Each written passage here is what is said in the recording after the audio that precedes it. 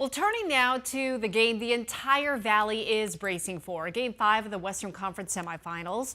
The Suns tied this series up after winning back-to-back games at home. Cameron Cox is here, and Cam, look, we know that Book and KD have been on fire in this series. Sure. But did they have to score 70 a night for the Suns to gain the edge in this series? Mark, here's the best part. They're figuring this whole thing out, learning on the fly with your season on the line. It's been their reality, like they've lived in that, limiting their time together in the regular season. So they've spent the majority of these playoffs figuring it out. You watch these guys on the bench in the huddle. They're staying talking, and the more games they play together, the better they look. Games 3 and 4 against the Nuggets reminded us all of NBA Finals Suns basketball, right? The ball movement, the pace, the bench stepping up and scoring, and DeAndre Ayton playing with that aggression once again. Get up there, big fella. Oh, by the way, the stars are being stars. So, Coach, spill your secrets. I'm not going to say what I've learned, but from every game we played in this series, you learn a lot more about the team you're playing and your team. We also have been going with different lineups through this series. A lot of new for us, but it's something that I'll tell KD, like, throw that efficiency out the window. I don't care about that.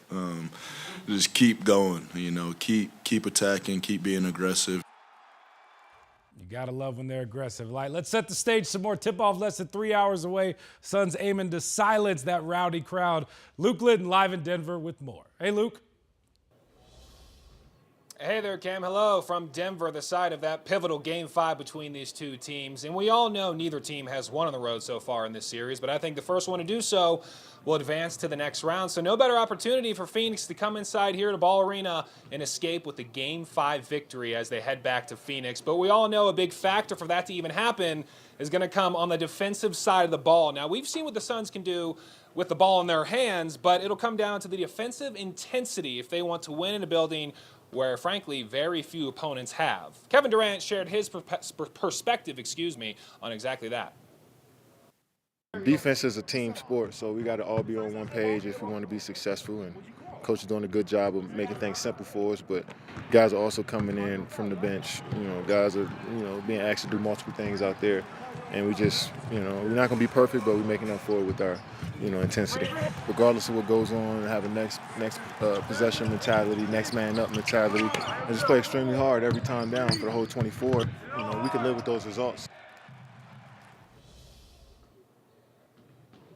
Yeah, let's hope the Suns can slow down Jokic and Jamal Murray even an ounce more than what we saw in Game 4. And be sure to keep it here on 12 News because coming up at 5 o'clock, we will touch on the Suns' faster pace of play and what the injured point guard in CP3 is sharing with Cam Payne from the sidelines, which is helping him thrive in this role, at least in the past 2 games in this series. We'll see you at 5 o'clock. Cam.